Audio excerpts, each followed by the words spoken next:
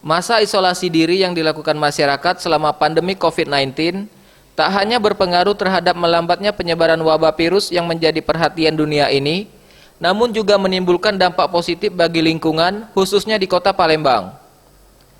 Kepala Dinas Lingkungan Hidup dan Kebersihan Kota Palembang, Alex Fernandus mengutarakan, meski tidak secara signifikan, yakni hanya di kisaran 1 hingga 2% dari total jumlah sampah sebelumnya yang mencapai 1.200 ton per hari, namun hal ini sudah sangat berpengaruh besar, di mana keterbatasan armada yang ada dapat mengimbangi jumlah sampah yang semakin berkurang secara berkala setiap harinya.